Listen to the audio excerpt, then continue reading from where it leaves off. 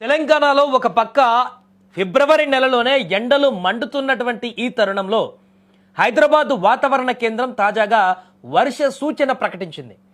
శ్రీలంక సముద్ర తీరంలో ఏర్పడిన అల్పపీడనం ప్రభావంతో రాష్ట్రంలో మరో 2 రోజులలో అక్కడక్కడా వర్షాలు కురుస్తాయని అధికారులు చెబుతున్నారు.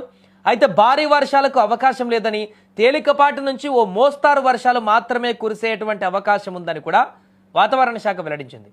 ఈ నెల 23, 24 తేదీల్లో కొన్ని జిల్లాలలో వర్షాలు నమోదవుతాయని హైదరాబాద్ వాతావరణ కేంద్రం అధికారులు వెల్లడించారు. ముఖ్యంగా హైదరాబాద్ మహానగరంతో పాటు వరంగల్, సిద్దిపేట, ఖమ్మం, కరీంనగర్, సూర్యాపేట, భద్రాచలం సహా పలు ప్రాంతాలలో మోస్తారు వర్షాలు కురుస్తాయని అధికారులు వెల్లడించారు.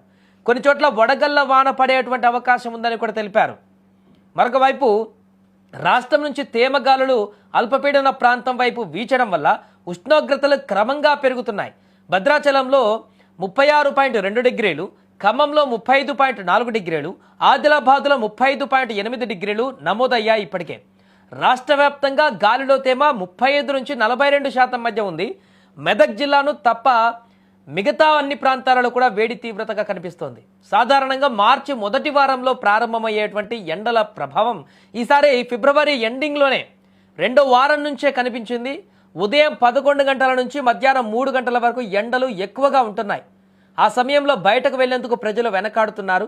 మొత్తంగా ఒకవైపు ఎండల తీవ్రత పెరుగుతుండగా మరోవైపు తేలికపాటి వర్షాలు పడేటువంటి అవకాశం ఉండడంతో రాష్ట్రంలో మిశ్రమ వాతావరణ పరిస్థితులు కొనసాగుతున్నాయి.